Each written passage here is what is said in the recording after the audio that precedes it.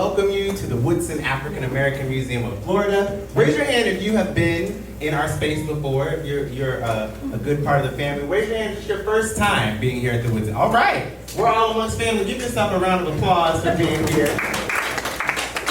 We welcome you tonight. As you all know, our mission here at the Woodson is to present, preserve, interpret, and celebrate African American history, art, and culture, not just in February, but 365 days of the year. So we are excited to be the space where this important conversation about the importance of voting, specifically through the lens of Black men in our community, is pivotal now more than ever during this election cycle. So I welcome you, and please fully lean into this conversation. We hope that you will be charged to carry the conversation that happens here, not just back home, but to someone that really needs to hear it. So with that, I toss it to Reverend Irby.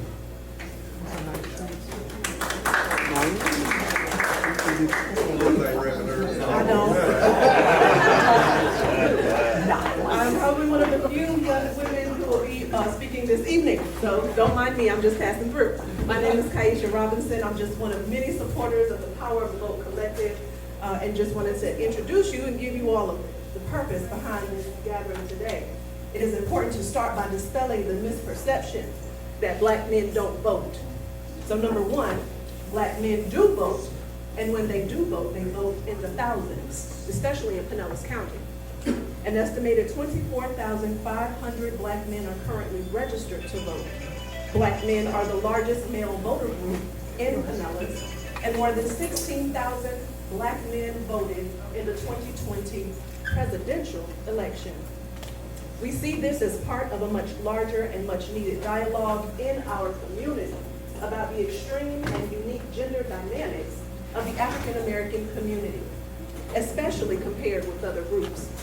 Tonight is devoted to why Black gender voting gaps persist and why Black men do and don't vote.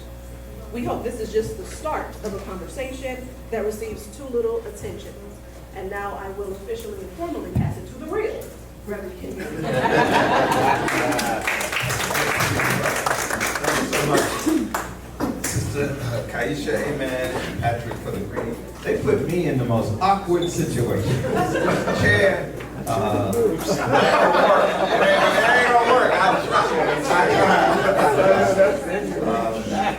We greet you all this evening for being here. I do want to just acknowledge a couple of housekeeping items as we go forward, because we really worked hard to make sure that this forum is inclusive and is a place where we hold space and agency for this idea of voting. And so the only announcement that I'm going to make, I was asked to make on the front end, and is acknowledging the power of the Vote Collective and work that's being done right now. There is a concern. Look at your neighbor and say, there's a concern. Concern is that we are not understanding the gravity of this moment and this time in this election. So the League of Women Voters is reaching out. This QR code we will make available. It's also on the screen in the Zoom that says to register to vote, to update your information, and to request a mail-in ballot and more. The power of the Vote Collective wants to help you with that today. So if that is a challenge in your life, and there are a whole lot of folk in the audience that are not Black men, everybody, lottie-dottie, everybody, if you need help, don't leave here not feeling that you have the information or the connections that you need. All right, so we're getting ready to get started here with this. We've used a time-saving strategy for introductions. I'm going to ask each of the panelists to do a short introduction with a prompt. We've done some preparation in advance. We also have this QR code that's on the screen to my far left, and that are on some handouts that are in the room that we hope that you will use to participate in the polling process that we're using today as well as the Q&A for those that are with us virtually. And I'm told there are close to 200 already with us online. There are a whole lot of things happening in the city tonight. And there are other people who would like to be here, but they've made commitments to be in other places. So I am the Reverend Kenny Irby. I'm the pastor of Historic Bethel African Methodist Episcopal Church, and I have the privilege of serving with the Office of Equity under our Mayor Kenneth T. Welch as the Faith and Community Justice Liaison. To know me is to know that I'm passionate about community outreach, right? I just modeled something for you all right? So here's the idea. Tonight, this panel, you can see, is a very diverse panel that we're highlighting and celebrating as a step of their diversity and their commitment to be able to share. I'll just share with you that they're clergy members, they're elected officials, they're nonprofit leaders, they're entrepreneurs and activists, and the age range from 26 to 77. Got that right? Can you guess who's 77 up here? No. But we want you to anticipate, we want you to understand that, and we do have a series of bios that are online that go more in detail in their bios. So the opening thought is this: after all the thanks and accolades have been set aside, truth is that we are a nation in crisis.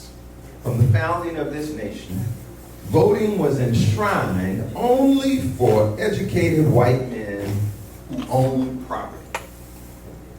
That's history, that's fact. And I need not remind you, but I will, that our ancestors were once considered a part of that property. Somebody else say amen. Voting is said to be a language of the American democracy. The ability to participate in civic life is what it's all about. To have a voice in choosing the elected officials whose decisions impact our lives, our families, our communities, and the future. It is the core of what it means to be American. I was trying to decide what cufflinks I would wear today, and so I wore my flag cufflinks. I do consider myself a patriot, and I'm proud to be an American. Yes. That's just me. And so I'm going to ask, starting with John Bailey, and then you can work your way to me to do this. Would you introduce yourself to the room and tell us, to know you is to know, when it comes to voting and your identity, to know you is to know what one thing about you. Yes, good evening, everybody. First of all, it's my pleasure to be here. My name is John Daly, and I am a returning citizen. I like to say that. And to know me is to know that I am someone, he stole my word, who is passionate, very passionate about my community, and to be involved in anything that I could get into in this city, that will help my city become a better place in which to live. I participate in various organizations around, that Brother John, let me stop right there. One thing. One thing. One thing. All right. I am a passionate man. Pass it on. I don't know why you asked this group of people to say one thing, but thank you. My name is Dr. Byron Green-Calisch. Byron, I will say tonight works just fine. To know me is to know that my advocacy is a descendant of James Baldwin, that I love Americans, therefore I critique America. Good evening. My name is Marcus Brooks. To know me is to know that I feel a responsibility to ensure that the next generation that comes beyond me has everything they need to be successful. Because I fully understand that I'm a product of a generation that did a whole lot for me to be sitting on this stage today. And so I hold that in everything that I do. Thank you. May I give a shout out to State Representative Michelle Rayner, who just raised fresh back from DC, the Congressional Black Caucus. To know me is to know that I am the one I have been waiting for.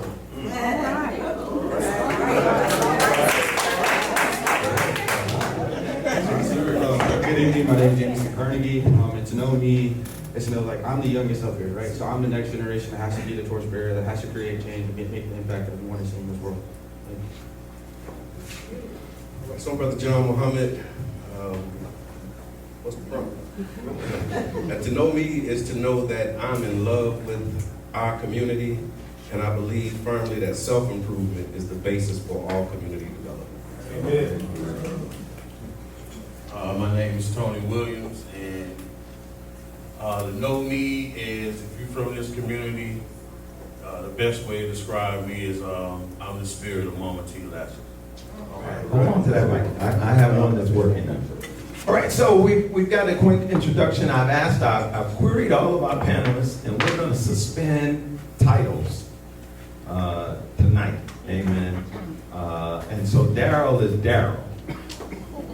He's just Darryl. Says who? Hey, don't mess with me. We had this conversation. Right. And so as we go on, we will talk as a group of men, as brothers. I have the privilege of knowing you all as colleagues and some of you as close friends, confidants at that. But tonight we want to talk about this issue of why black men vote and do not vote. We're not sitting in on comfortable couches. You know, this is not like Shay, right? But we are going to try to reach that level of straight up conversations. And we're going to start with a poll so that you all can participate, and those that are with us again, the QR code is available. If you want to participate, you can focus in on the screen over there. We asked a couple of polling questions. First one is, and I do want to give a shout out to Andy and LaDon who are staffing the back channel. There are folks that are watching us, and we know that some not so favorable candidates are likely to try to get in on a conversation like this and mess it up, but we're not going to let that happen. Right? Number one question is, how closely do you follow politics and political news? Gypsy Gallardo feels this may be a question that might be nerdy for some folks, but we think it's appropriate for us to ask. And the response will be very closely, somewhat closely, like an average American, not too closely, but enough. And I tune out completely. Panelists have already been asked this question. We want to see where you line up as we go forward. Number two question is, do you plan to vote in the 2024 presidential election? Yes, no, not sure, I cannot vote.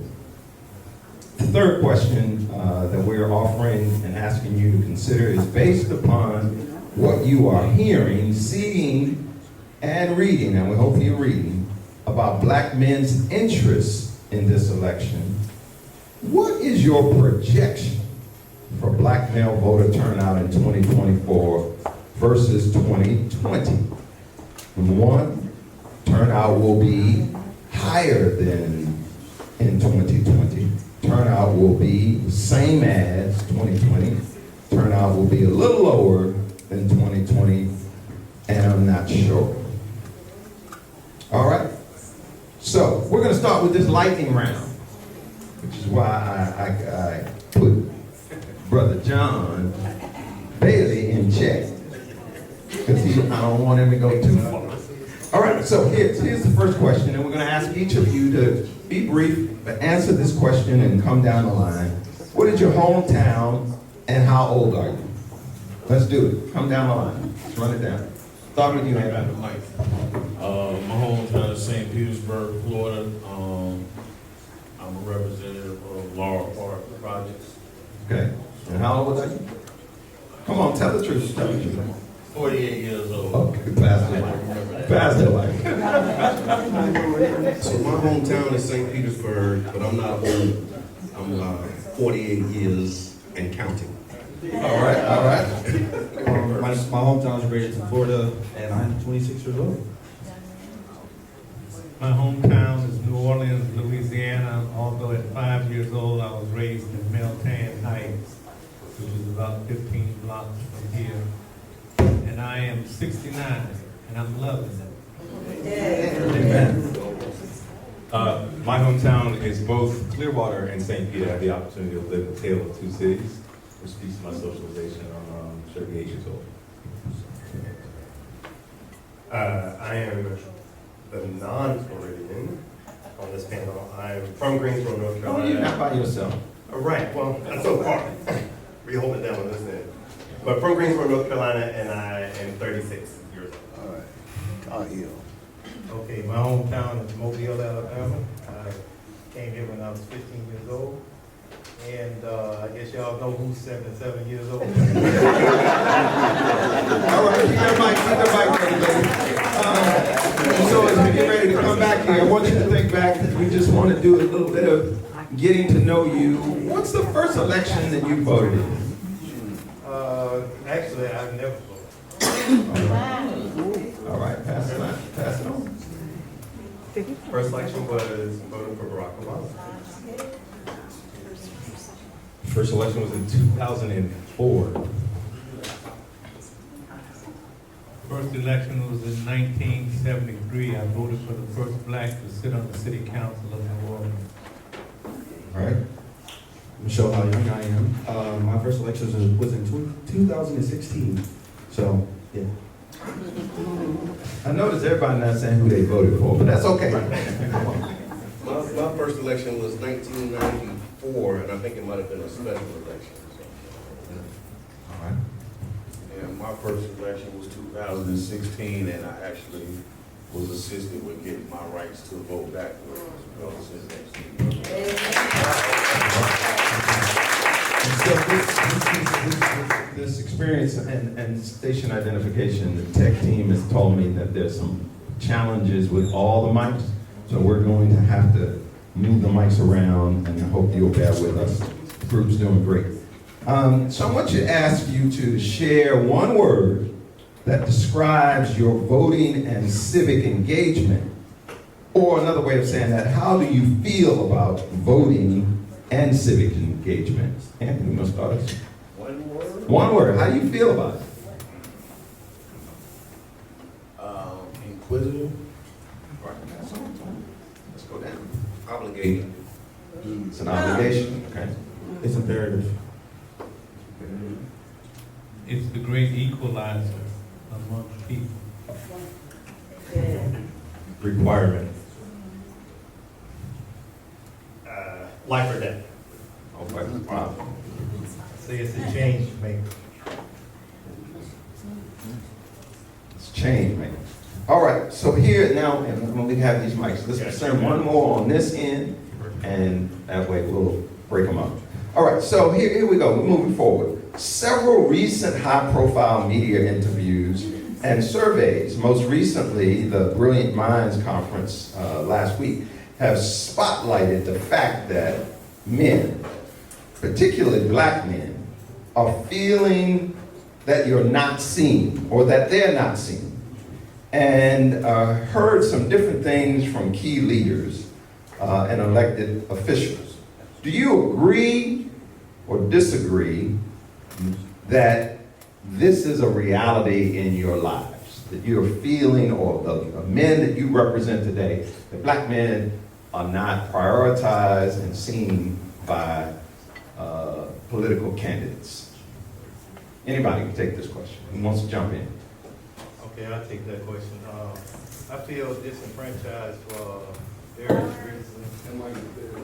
Yeah, we're gonna have to, okay, brothers, we're gonna have to project like we in we're hanging out and shout out.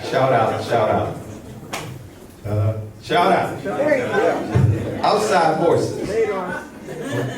Okay, I feel pretty much disenfranchised. I feel like the system has always worked against us.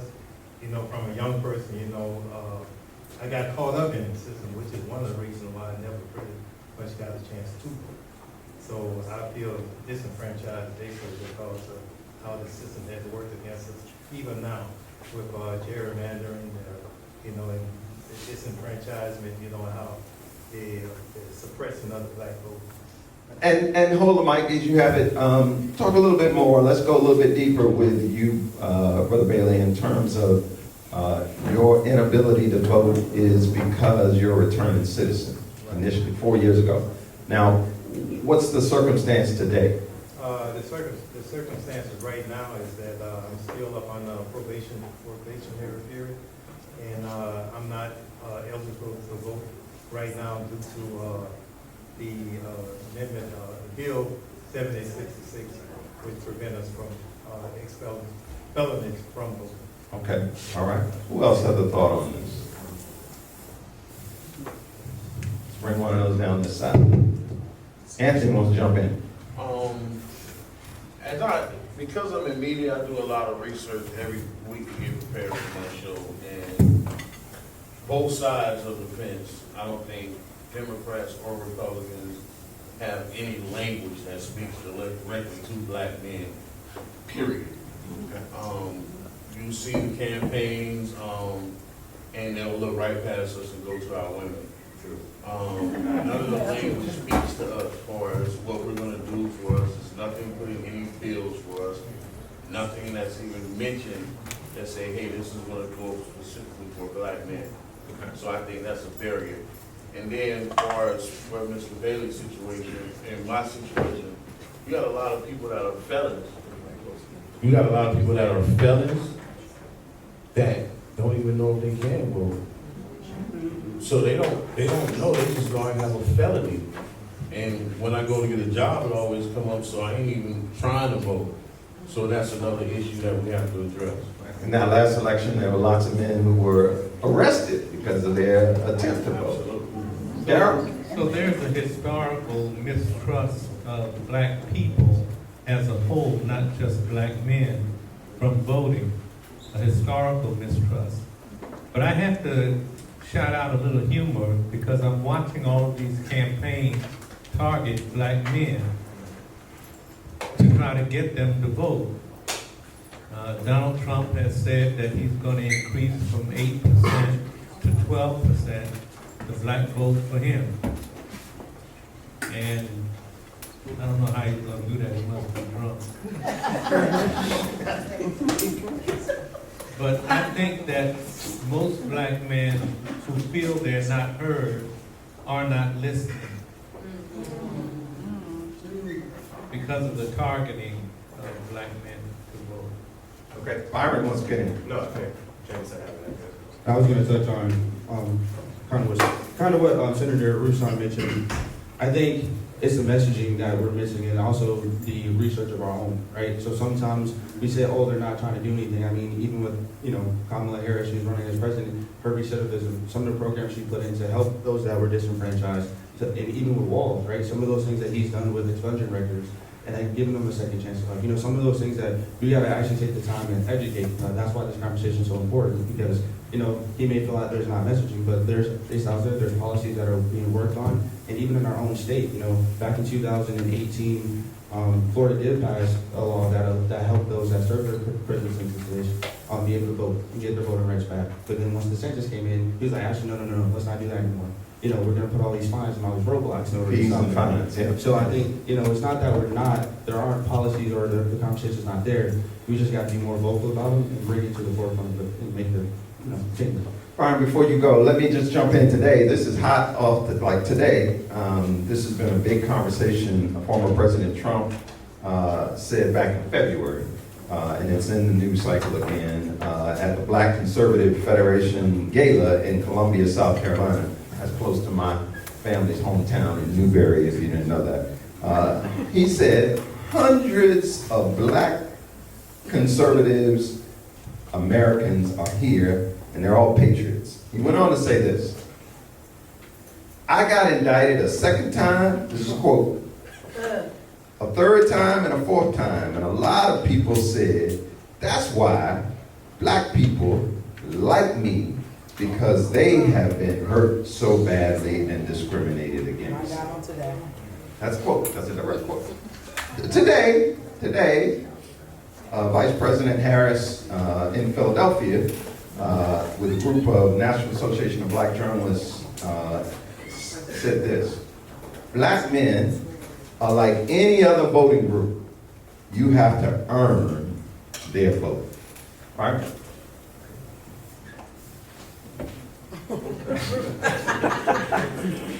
Like you set me up here. No, you had the mic. I was trying to get the mic earlier. I was trying to be polite. I think that before I engage with your statement, I think the important thing that I really want to highlight that is on clear display on this stage is that black men are not a monolith. Right. That this idea that all of us in this room, have our own intersections, and we exist in our everyday lives in those intersections. So what we are hearing may not hit my blackness, but it may hit my maleness, or it may hit my queerness. It may hit my business owner. It may hit my nonprofit executive director status. There are so many pieces of me that I believe that I do hear language that is looking to earn my vote in any of my identities. And if there is something missing, I don't attribute it to any one of my identities, because I recognize I exist in all of them at the same time. All right. But to the point, I think what I have heard is that when candidates aggressively seek out one voting bloc, it feels like pandering. That when you show up on the Breakfast Club and talk about your policy, the sound bites that come from the Breakfast Club feel disingenuous. Or when you go on a Joe Rogan podcast compared to a Breakfast Club, what you were saying on that is catered to the show that you were stepping into. To Vice President Harris's statement, black men are a voting bloc, and candidates do have to earn our vote. Where they earn our vote is imperative. That for me, growing up in the black church, I was always more receptive to a message in church than anywhere else. Because I was always at church too. But I think that was something that was important for me. So hearing from candidates in church felt more genuine to me than hearing a candidate on a Breakfast Club or a podcast or showing up at a parade and doing a jig or selling shoes or saying I was coming. That was no shade.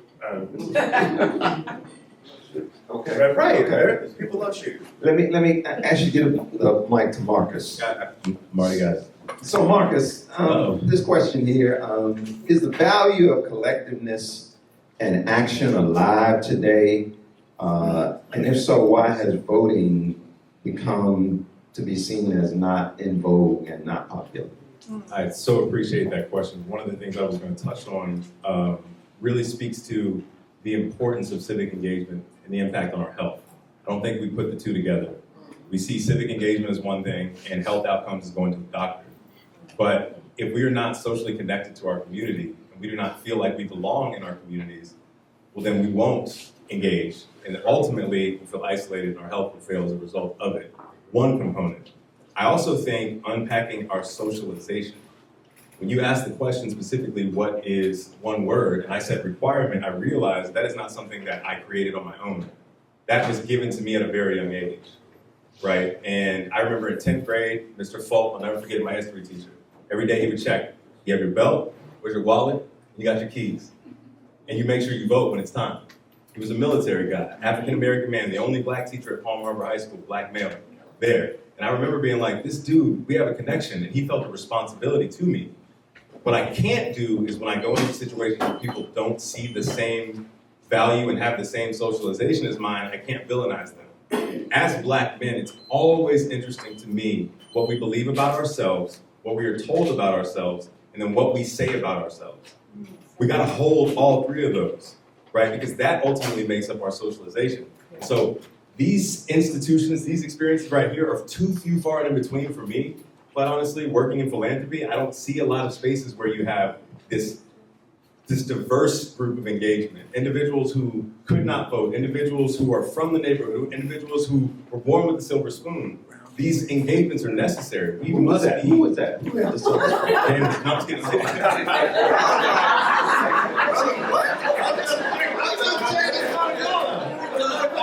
If they were out there, who was that? But, I mean, we're in the Carter G. Woodson Museum, and Carter G. spoke about these concepts of us being disconnected based off of our access to information, our access to power. There's a requirement that we have to come together collectively.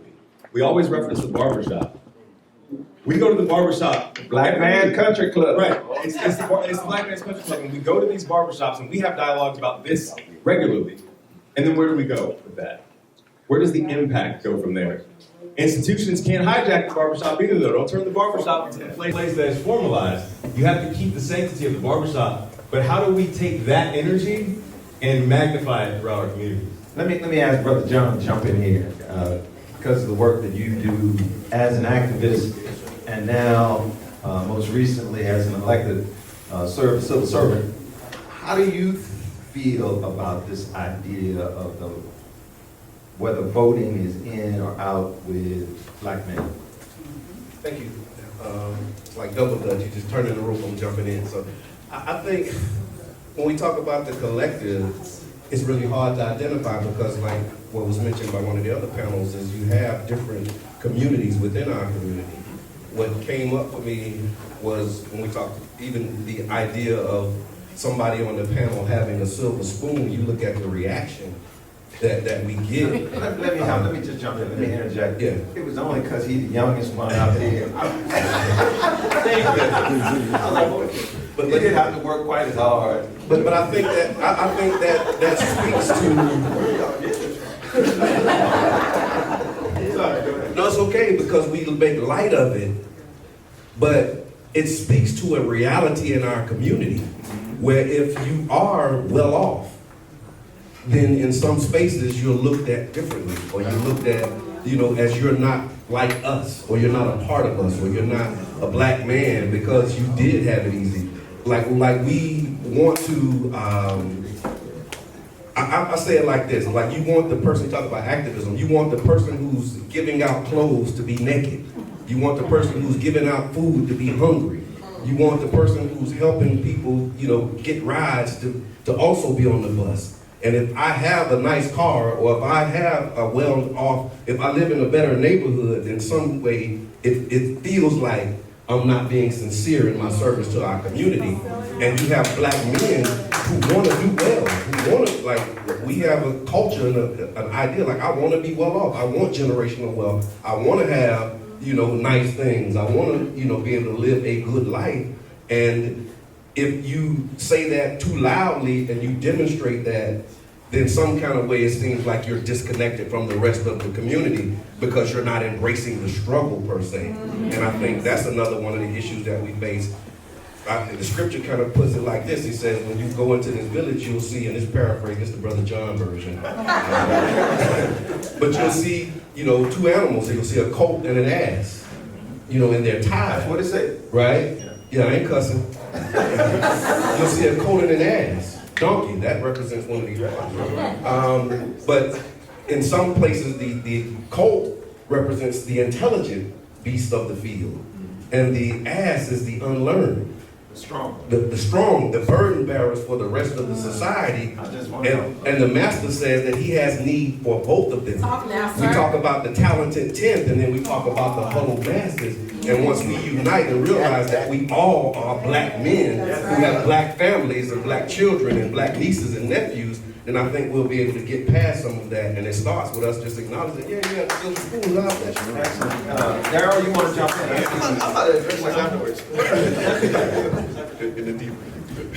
I want to say that Kamala is right.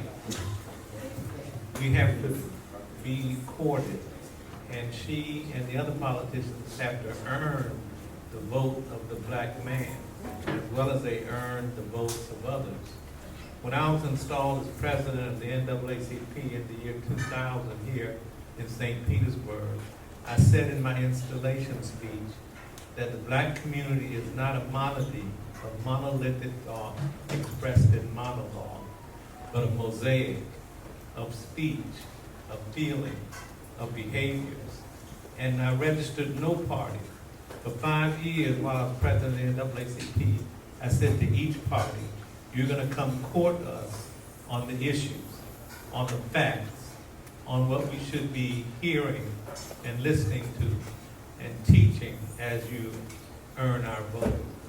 And it was pretty successful. Do you feel, Byron wants to mic, and I'm gonna let you respond before I ask this next question for you, so you won't say I set you up. I appreciate it. Come on. No, I think two things. One, from John, I appreciate your perspective, and I think I had a very visceral reaction. To it because of this idea of the town's 10. I will not go into depth on it. I literally wrote a dissertation about this very specific thing and how Black folk exist in different spaces and what we have to do in those spaces and then have to come back. So this idea of the town's 10 and having to go to academic spaces and be enculturated in academic spaces, you have to learn a different language. That often when you learn that language, it is very different to speak your native tongue when you come back. So this idea that I went off to learn so that I could be better, so that I could create generational wealth, so I could come back to my community. My community told me I talk like a white boy. Yeah. Come on. And I can't sit with the white people because I'm still Black. So where am I, the person that left the community to make this community better, coming back and not being let back into the spaces because my diction's changed, or how I show up in a space. I might wear a blazer as opposed to a t-shirt. And I think this is the opportunity where I ask people, they say, I don't hear myself represented in a conversation, and I ask them, when is the last time you engaged your local elected? Because if you don't hear yourself reflected in your local elected, you are absolutely not going to hear yourself reflected in your state elected. And if you don't hear yourself reflected in your state elected, you are surely not going to hear yourself reflected above the state level. So we have to engage our local elected folks so that they can translate those things to and up the ladder so we can see some of this local grassroots movement change up and down the ticket. Exactly. All right, so we're moving forward. Let me say to the organizers, there's not enough time to do everything we asked for. But I'm gonna do my best. Let's go to this question here. On both major party tickets, do you feel that race and or gender will play a role or influence the presidential candidate choices by Black men as a whole? You think that is an issue? And then the second part of this question is with regards to VP Harris, will sexism play a role in the role men, Black men in particular, make their decisions? Let's talk about that. Be honest. Somebody say be honest. Is America ready for a woman, a Black woman at that? I think absolutely. Especially in this day and time where we are right now. I don't look at it, gender in terms of whether or not a woman or a man. I look at them as equal. And I think we need to start looking past the point where we start looking down upon our women that they're not equal to us, but they are. All right, Jamison, you got the mic, dude. Yeah, appreciate it. I'll address the silver spoon thing at the end of the day. I didn't forget about it. But to the whole VP Kamala Harris and like the sexism misogyny play, it absolutely does. I mean, I think you see it already now where they say, "Oh, she's dumb, she's not smart, she's slept her way to the top." And it's like, who are you to credit? Who are you to talk about her that way? Have you seen her track record? Have you seen what she does? And then what irritates them even more, what intimidates them even more, is that she's a strong Black woman, right? At the end of the day, she is an Indian American, Indian African, whatever you want to package it up to be. It does not matter. At the end of the day, she's a Black woman. So yes, that does play a major role in it. And I think we can also see that back to the 2016 election when you had Hillary versus Donald Trump. The whole that was another instance of where, is America ready for a woman? The old playbook. Right. It's an old playbook. It's tired. It's over. Hillary was way more qualified. than he was at that time. VP Kamala Harris is way more qualified than he is now. But we bring all this up because it's a woman. Oh, but she sits across from leaders. Is she going to be strong enough? She's done it already. This isn't something new for her. This story is old. It's tired. We can put more respect on her. And a lot of times, black women are the ones that are carrying the torch for us. And that's why us as men, sometimes, even more importantly now, in this election, we have to step up because they need us in this moment too, to make sure that they're safe, make sure their daughters are safe. Everything going forward. Now even more, it's time for us to get rid of that story and all of us to push this forward together. Marcus and then Andrew wants to get in. Yeah, so I also think we should begin to hold space for a conversation around the black man's connection to patriarchy. And You really want to go there? yeah, let's go. Yeah, so Let's go. I think about, again, I can't underscore enough this concept of socialization and this challenge that I'm seeing and experiencing, not only in the field that I'm in, but just around this, in all the fields, regarding the way in which black women are portrayed versus black men. Race is a social construct. It was given to us. Yes. People made it up, and 400 years later, we're experiencing its effects. Yep. And we are still being held down by this idea that if a black woman advances, then it's being taken from us. There's some reality means if a black woman goes forward, then a black man must step back. I find that fascinating because it's the same argument we're asking around equity, where we are asking people to redistribute power, and their argument is always the same. If you take my power, then I don't have it. You have it now. That's not what we're saying. There's enough power to go around. It's about equitably redistributing power so that everyone has the ability to lead their best life. Right. If the vice president is in a position where she can become the president of the United States, this idea of it being a black woman, if only it were, that's disgusting. That's not the way we should be living our lives. And so I just want to lift that up because there's a deeper conversation we need to be having as black men about our connection to black women. All right, Andrew. So It's getting a little hot in here. I think that we're in a really weird space because when you used to vote, you used to go in the booth and it really wasn't nobody's business who you voted for. And we done really got away from that. But what I really, really want to tap into is the disrespect. And the disrespect from the black men. Really struggling with one of my friends behind his Facebook post disrespecting this black woman. It doesn't matter who you're voting for. But man, you married to a black woman. Why are you even giving another woman this much energy? And it bothers, like I'm struggling. I love this brother. This is my brother, like for real. This is one of my brothers, and his post. So the disrespect of our women, I'm like, if you don't respect a black woman, you don't have to use your platform as a beacon of disrespect. Because you're not going to do that in a room, not in front of me. So you really just do it on your platform. You know what I mean? So And within the vitriol of the campaigns, you definitely see that in social media and in some overt statements. And so we have to tap into that. Brother John, you get the last thought on this, and then we're going to have to move into the next round here. I have one more question for you, and then we're going to the poll and to some Q&A. Okay, and I appreciate the diversity of thought that's here because I have a different view, and maybe it's because of my circle, but I don't see a lot of the disrespect of black women with the people who are around me. We love our That's your women. truth. That's your We truth. love our women. We respect our women. We will, go to hell with a gasoline jacket on to protect our women and our girls. I'm a girl dad. A lot of us were raised by strong mothers. And we were raised by, hard aunties. You know what I'm saying? Like we came up And big mamas. and big mamas, and so we know that it's from my perspective, the patriarchy and the sexism is not coming from us because we know what a black woman can do.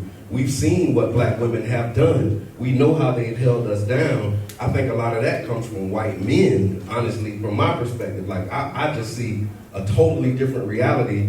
And I even saw a shift from when Biden, announced that he was stepping down. Some people who were totally disengaged, black men who said, you know what, okay, you got my attention now.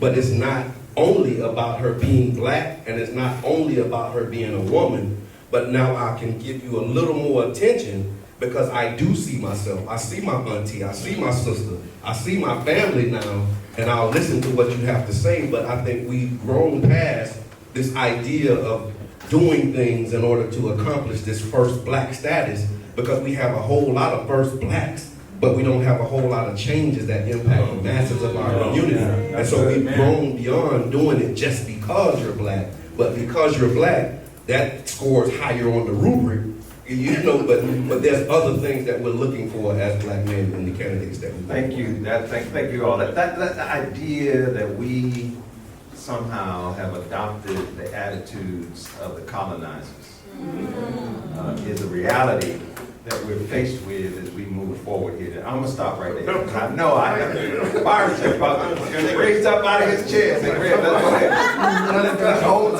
that thought.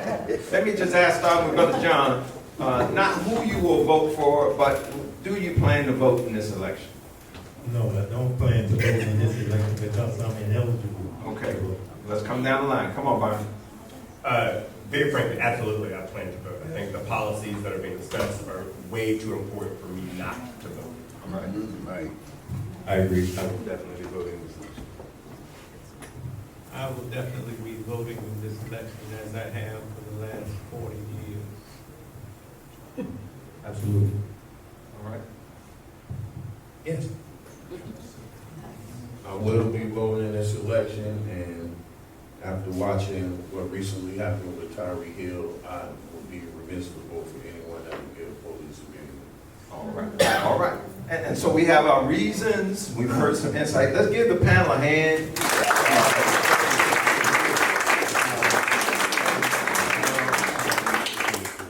Good evening, and first of all, thank you, brothers, for sacrificing your time, being here tonight, and educating the public about the importance of voting. I heard a lot spoken tonight about voting, but what I want to hear from those of you who are 35 and under is how do we engage voters, black men in particular, to transition from being just a voter to possibly a candidate? What I found in millennials in particular is that more than just He's asking one question. So how do we engage young black men to go from voters to candidates? I'll take that. That's a very good question, Corey. And it's actually part of the reason why in 2022 I decided that I would run. Now, when I decided, I didn't know that 2 weeks later the incumbent was going to resign. So and it was just divine timing, because if I would have known, if I'd had a little more time, my decision probably would have been different. But it was because I was talking to black men in barbershops, having conversations, and it was actually this guy here in one of those barbershop conversations where I was getting frustrated with the group because of the responses that I was hearing about why we're not voting, and because we don't see candidates that look like us, and we don't have what we consider good representation. We don't feel seen. And talk about putting your foot in your mouth. I said, well, what if I ran? And the reaction that I got from the room was like, Run, John, run! Yeah.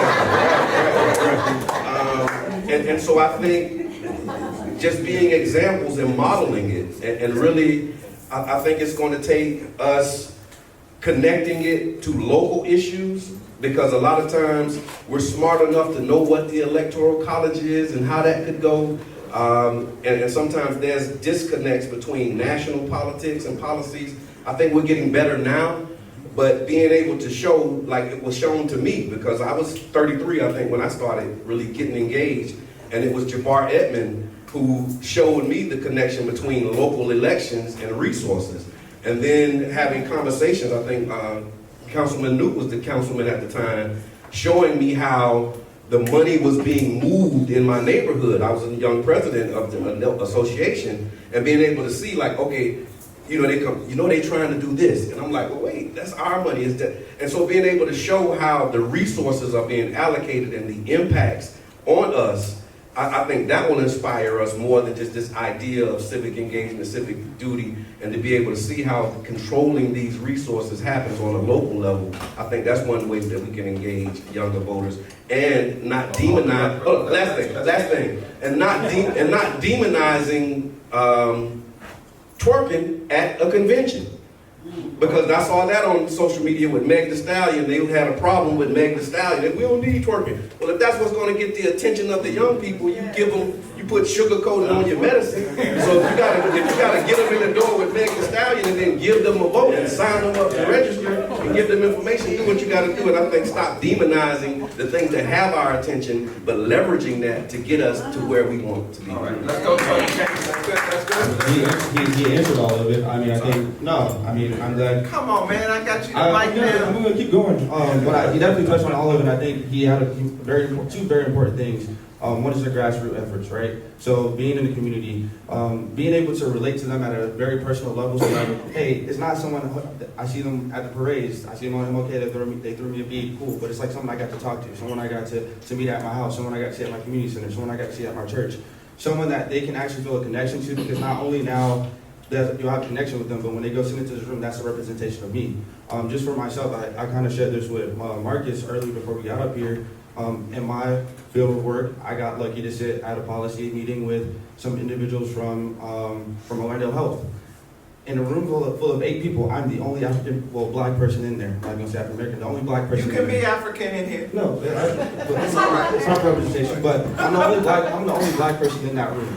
And just, I text a group of my friends, and I was like, man, it feels surreal. Like, it just doesn't feel right, that I'm the only black person in this room. And it took my friends to remind me, like, you are the representation that our community needs, right? You're setting the pathway for those that look up to you, those that want to be in your position, those that follow you. So I think representation is a huge part of it, because if we're not in those rooms and sometimes we're not helping pave that way, the younger generation doesn't see that. So definitely grassroots efforts and being that point of representation for our community. Okay, we're only going to get 4 responses, not the whole panel.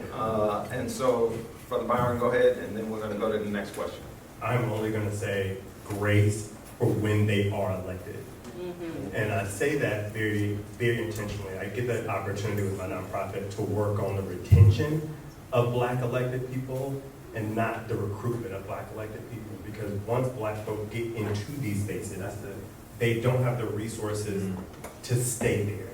And I don't know if you all get the chance to have very frank, candid conversations with your elected officials, but the job is hard. It is not just going to galas and shaking hands. It is sitting in meetings being dehumanized. It's being talked down to. It's being disrespected. It is continual macro and overt aggression once you get into a space that you fought to get to then come back to your community and continue to engage in conversation where people may not be happy with you.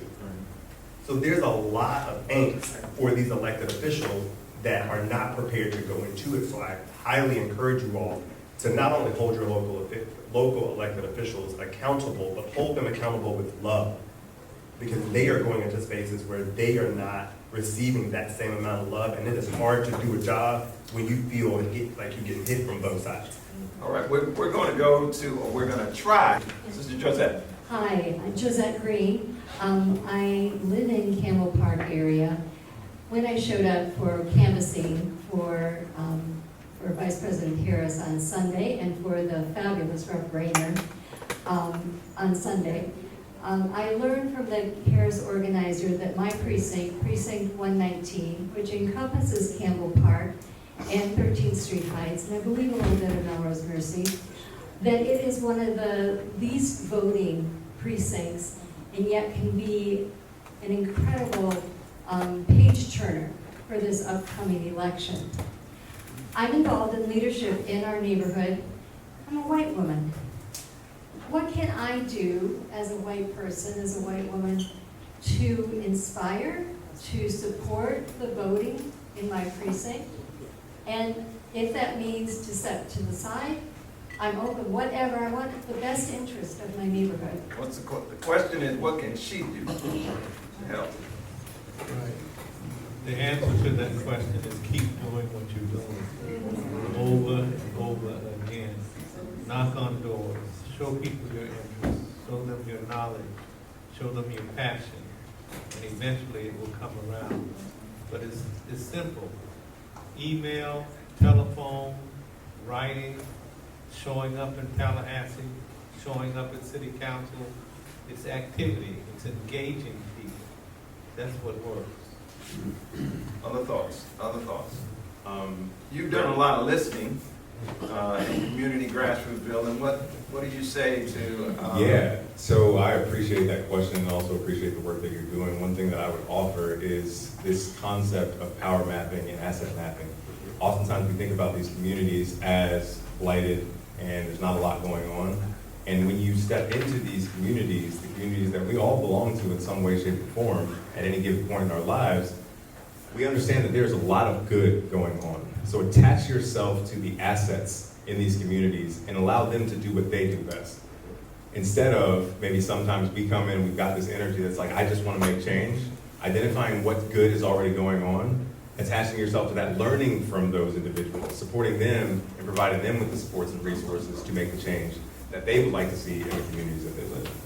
Brother John? I would say stop apologizing for being a white woman. Because I see that a lot. You know, when you have well-intended, well-meaning white people who want to work, and they have very good ideas, they have strategies and tactics, but you show up like shrinking. You know, I'm sorry. You know, as like if you're there to help, you're there to help. And I'm looking at Dr. Ruth Whitney, not the Dr. Ruth some of y'all might have grew up with. But perfect example of what a white woman can do. We were organizing a community benefits agreement policy under the New Deal for St. Pete initiative, the community-led initiative, and we were working to establish the Community Benefit Advisory Council. And we asked Dr. Whitney, would she join that council? And she did. You know, making a long story short. But the way she showed up on that council, she didn't show up as a white woman. She showed up as someone who was interested in helping to advance the black community, and she was leveraging her whiteness, if you can say that, in that space to be able to sit and not have to face some of the things that a black man would face because she's a white woman, but she's able to say the things that need to be said and challenge that. And I think those are some of the things that we can do, or some of the things that you can do is show up as yourself, be yourself, but know that you're interested in helping. And remember that a lot of us, most of us, have been betrayed by white people. So we're going to be hesitant and suspicious about it. But the more you continue to do what you're doing, your work will speak for you. And then we can really be true allies in the cause. Excellent, excellent. Let me ask Brother John Bailey, because I know I put you in check because I was trying to do the tech things. Let me come back to you, then we'll go to the next question from the audience. I think they're ready. Think they're ready. Go ahead, John. You had a thought that I stopped. I'm not saying that you forgot about that yet, but. Yes, okay, thank you. Okay, what I wanted to speak on was the fact that, how can we reach the young people and get them engaged? We have to just go at the young people and train them up. It's just like if you would take a basketball or football, you put it in a young kid's hand, they never know anything about playing the sports. But once you put it in their hand and train them up, you got to take these young kids and you got to train them up in the political arena, and you got to bring them up, just step by step. And just as they come in and they start to adapt and see how it is, it'd be just like dribbling a basketball. One dribble at a time. That is so key. Last night, I was at an event, or yesterday afternoon, days are just blending, the time is, but I was at an event when a mother came to me talking about her son who was in our role modeling program, Men in the Making, and she said, you'd be so proud of him. He's a 20-something, voting for the first time. He's gotten his homeboys, folks that he grew up with, and he's making sure that they're registered and that they're getting voting information. and he's helping with the voter mobilization. That's what you're talking about. There has to be a part of our culture and our identity that we're training up and leading folks to be participants in this civic process. All right, so I think Andy and LaDon's got something going on now. We got the technology piece. So let's go to our virtual audience. She wanted you to talk into the mic, Pastor, to make sure. I don't have a mic. All right, so Andy and LaDon, if you will go, because we're recording this and we're trying to do all this so that it has quality and efficacy moving forward. So Andy and LaDon, you have the floor.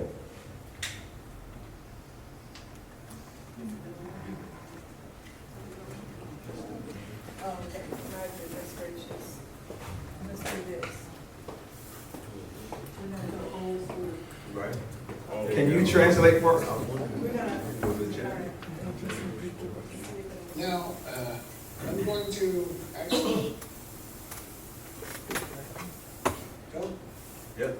Yeah, read the question. Read the question. Questions. One is a comment and a question from S. Howard Woodson III, Esquire. Breaking down reasons for voting, does the fact that whoever wins the general election will have the ability to appoint federal judges, including U.S. Supreme Court justices, have any bearing on why black men should exercise their right to vote, as opposed to saying none of the candidates speak for me as a black man? Okay, excellent. All right, that's good. Who wants to take that?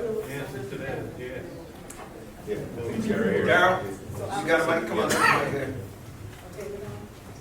The answer to that is very simple. Yes, that is a reason for voting. All right, anybody else want to build on that? Have anything else to contribute? And I'll agree. I'll say yes. I mean, even if you look at the Supreme Court and a lot of the things, whether it's deregulation, rollback of Roe v. Wade, all these different things that are happening. These seats are there for generations, right? So they change a lot going forward. So they definitely have an impact. Okay, great. Okay. Anthony, you good? You're not gonna touch that one. Okay, let's go back to the audience here in house. All right, we got a representative right here. Since voting... Name, please. Oh, I'm sorry. My name is Julian Riley. I was going to say this.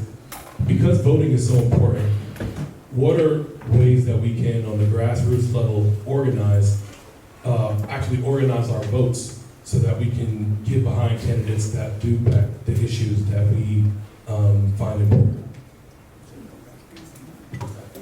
Okay, so Anthony got it. So let me tell you what I did, bro. In my household, I have my vote, my wife vote. We have 3 adult kids that vote for my household. We have to take control of our votes, bro, in our households, and we have to make sure that we're targeting our votes and we're putting them in the direction of the candidates that we want. We call them vote captains, but basically, black men, take control of the votes in your household. If you and your spouse want to vote differently, that's cool, but when it comes to these local elections, we need to be in one accordance and putting the candidates in the position that we want them to be in. Right, John. There's another mic. John Muhammad, then John. Yes, sir. I would really just echo that. I think it starts in the family, because that's the same strategy that we use, and then talking to your neighbors. Like my block, we all have these block parties when we do ballot. So I've asked each one of my neighbors to get vote by mail ballots, because it's going to be long, and this is like my speech every year, it's going to be a long ballot, so make sure that you get them. But then you start mobilizing the people in your household. Last thing in time bleeding, at the Million Man March, I think at that time in '95, there were 8 million unregistered black men. And the minister said, okay, well, each one of you black men who are here can get 8 other people. Now you have that 8 million. And so really accepting the responsibility to start to get others to vote. That's my take on GOTV. Not get out the vote, get others to vote. So you vote, your family votes. Again, your auntie, the one with that little hard-headed nephew. We got people in our family that need all of the things that we talk about in the community. And I think we start looking at community outside of our direct connections. And so relational organizing, I think, would be a great place to start. The other John wants to get in. On the other end. Okay, from my perspective, my program, Life from Inside Out, where we work with returning citizens who are coming home. On August the 29th, we co-joined with the League of Women Voters, where we were registering people to vote. And they was also assisting returning citizens in helping them to get their rights restored. So that's one of the things that I do. You know, even though I can't vote, I'm very active in trying to help people. Get. So I don't think I was super clear, I guess, on my question, because I think that there's a lot of, because you're doing it in your household, you're doing it, you already have a thing where you guys are already doing things. I know that it's a lot of stuff going on. I actually work with a bunch of people that are doing a lot of things like that. But I mean, how do we organize it to where it's beneficial? Because that's where it seems like where that's the disconnect. So I'm a voting block, build a voting block. Yes. Go ahead. Y'all scared how you feel?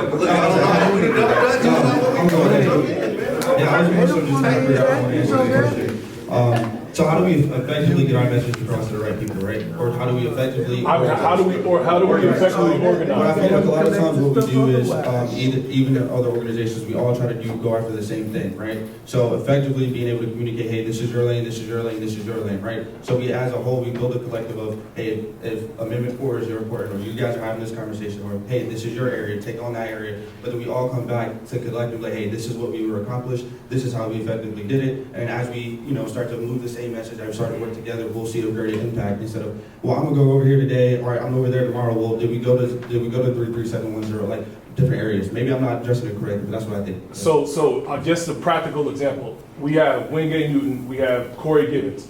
Wingate Newton gets 1,000 votes, Corey Gibbons gets 500 votes, and the person that won got 1,300 votes, right? But both of these people are having issues that we are going to be able to get behind. So how do we organize so that we are behind the right people, giving our energy to the right person so that we can win and get some type of change? That's a different question. That's a different question. Oh, okay. You've done this. How do you build strategy and capacity to bring people together on issues?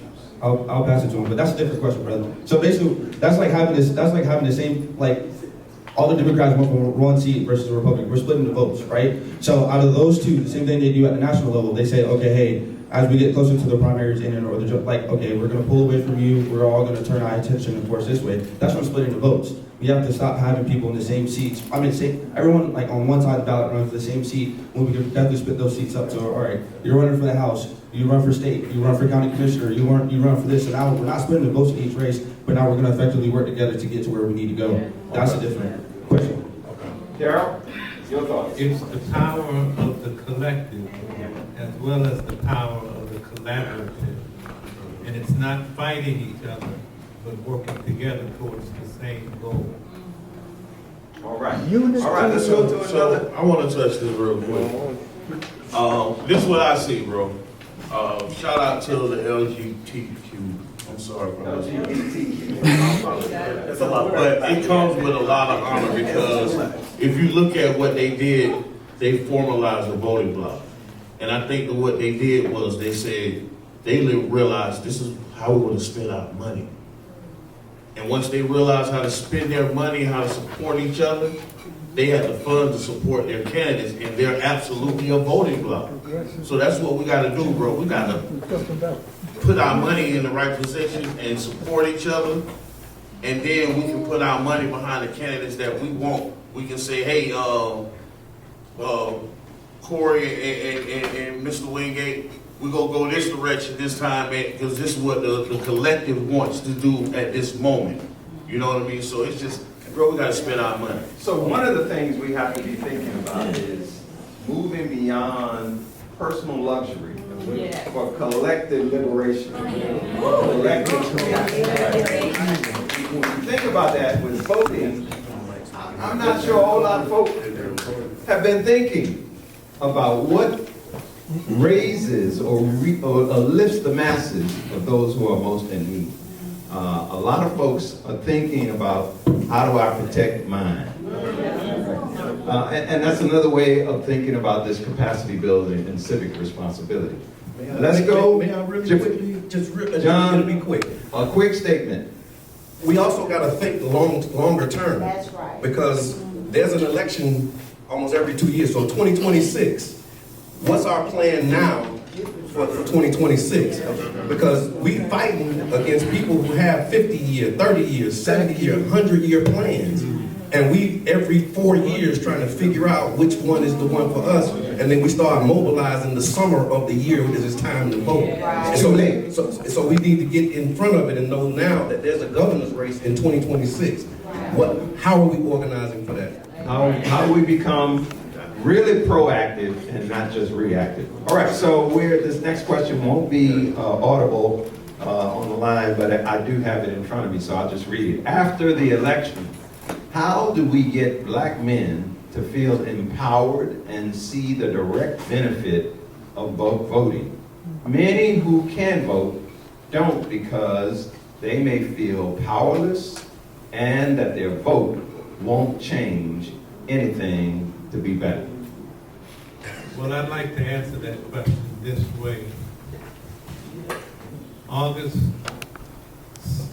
30th of 2016, I went to bed election night out of 37,000 votes cast, ahead by 61 votes. After 2 recounts, 2 weeks later, they found 14 more votes from me, and I won by 75 votes out of 37,000 cast. Every vote counts, and we must tell our people that's why it's important to vote. I've worn the title senator for 8 years. I've got 2 more to go, and then I'm termed out. Who's going to take my place? Who are we grooming to step up and accomplish some of the things I've been able to do 16 years in Tallahassee? You know, people get upset with me sometimes because I don't slam the governor the way they want me to slam her. But I have to remember that in 6 months after the session is over, there's a new session, new committee weeks, new appropriations. And I have not had a Democrat in the governor's mansion in 16 years, nor have I had a Democrat in the House speakership in 16 years, nor have I had a Democrat in the Senate presidency for 16 years. So that tells me that I need to find common ground, stand strong on common ground, and let the fringes fight themselves. I brought $10 million back for sickle cell. It's going to set up 5 new centers across this state. And it's a black woman, Dr. Lynetta Bronte Hall, that's building these sickle cell disease research centers of excellence.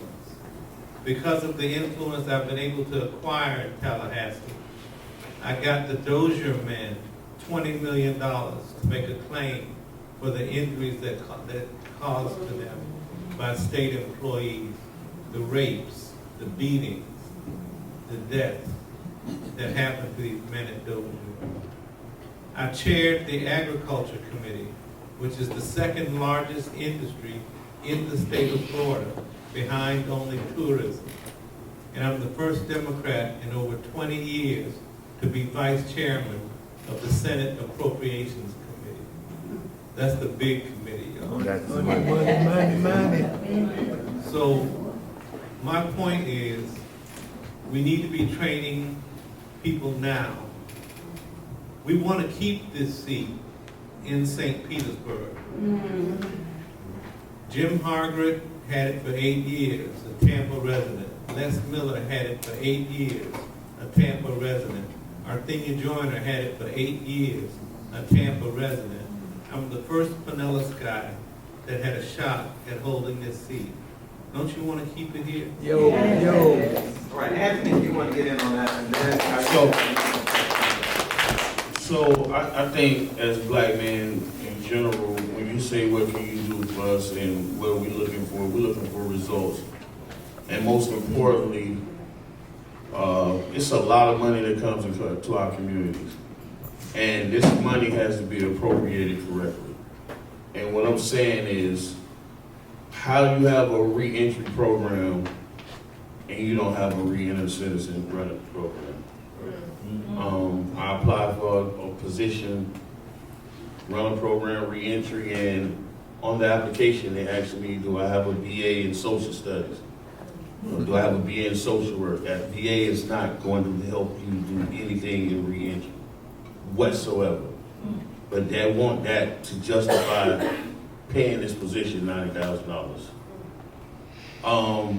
How do you have, when you say working in the community, you have a food pantry, you have organizations like 727 Store 727, and they're not properly being funded. You have organizations that's trying to run street teams and they have nobody from the streets. So this is what's going on. Very similar situation that happened in my life. I applied for a position. It was a digital inclusion position in Child's Park. And in this position, they wanted people to go around and talk to people that didn't have internet, pretty much knock on doors. Who better than you? Well, they gave it to, I think, Stephanie Palawatsky. How could she do this job? How could she possibly? And this is the truth. This is the truth. This position was given to a white woman to go through Child's Park and give our kids internet. She's not going to no doors, bro. Let's go to Marcus. So I had a thought about this concept of the collective. And I think we forget as black people that this collective existed before we ever came here. So this is ancestral. And then we were stripped of it when we got here. And I feel like we've still been fighting this same reality since. We are disconnected. The question that you asked, we have to be honest in saying, in order to truly build a collective, we need to go back and recognize that this existed at one point. Our language is not our own. Most of the things that we do are not our own. And if we were to revisit where we all collectively came from, cradle of civilization, including the white people in the space, where we all came from, we would be having a different experience. But I think sometimes we separate our history and try to create something new. It was already there. We started slavery. I struggle with that. Wait. I know you're passionate.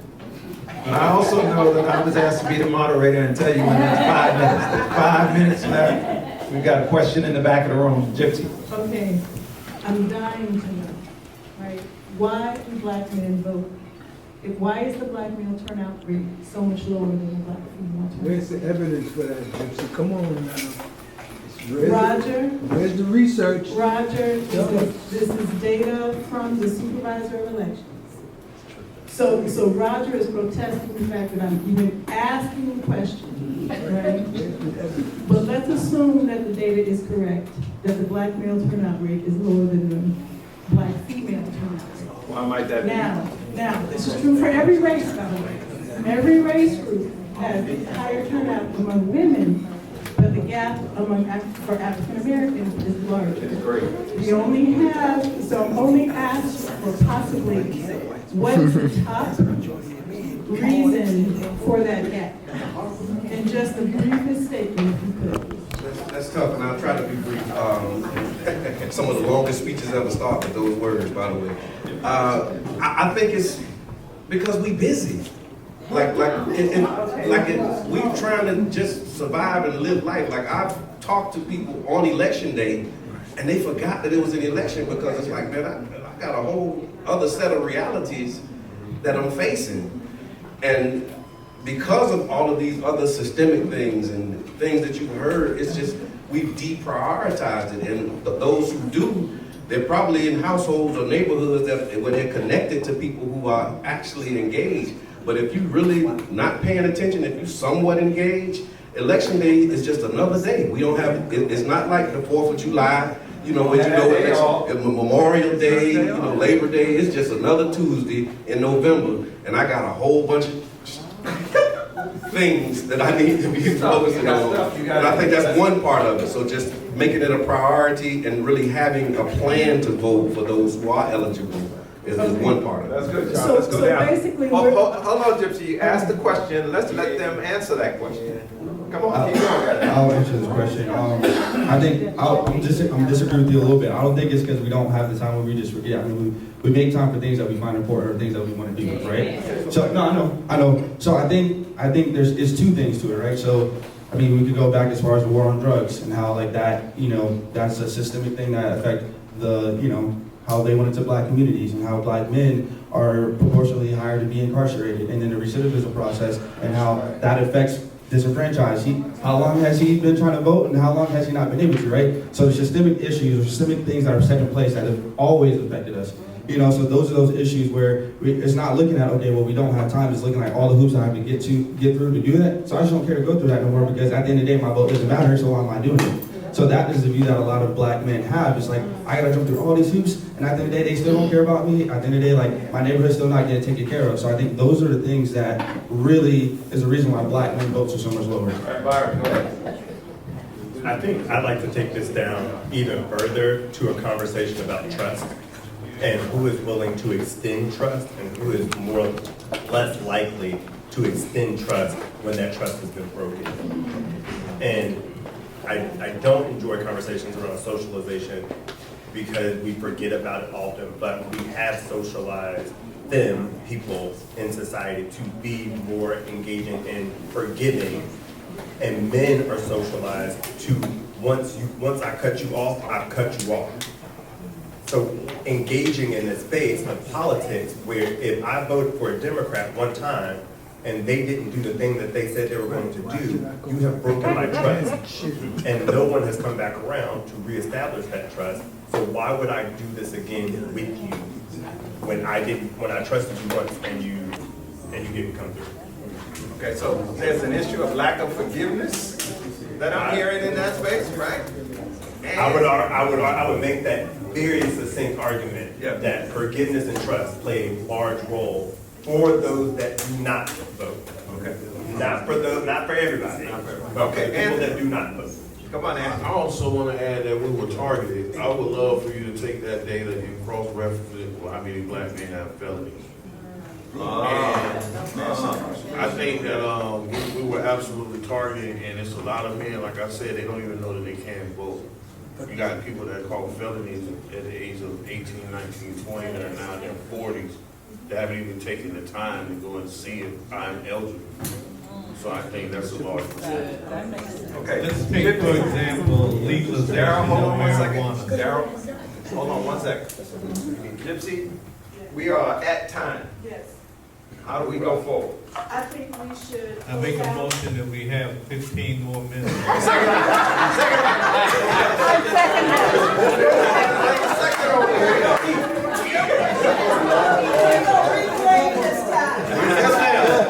Said the black woman in the back.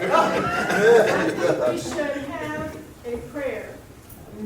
I mean, non-traditional pastor, but just to bless the entire spirit of this and to give thanks and gratitude for the men who came together with this. Okay. And to all the hands that tried their best With the technology. with the technology. Absolutely. That's my sentiment. Reverend Andrew Pink, would you come up here? That's my legislative age, y'all. Pray for us. Amen. Let us pray. The most gracious Creator, we come to you now saying thank you. Thank you for waking us up this morning. Thank you for bringing us into this space. We apologize now if we've asked you for more than we thank you for, so we thank you again. We ask that your spirit into this space and that you enter every heart and that you allow for your will to be done in all of these things. Invigorate us with a passion for the service to continue doing the will as you would have it. We ask that you continue to love on us, walk with us, and guide us. We thank you for those who have taken the time out to speak before us, to share their truths. We thank you for those who have dedicated their time to make this event happen. We thank you for this space which we hold sacred. We thank you for allowing us to be able to come here and share these ideals safely and freely without threat of persecution. We love you, we trust you, we look to you, and in all of these things we'll be great and gracious to give you who gives us life praise. And this we ask. Amen. Amen. All right, now let me ask you to do me a favor, a couple of favors here real quick. Just give the panelists a hand.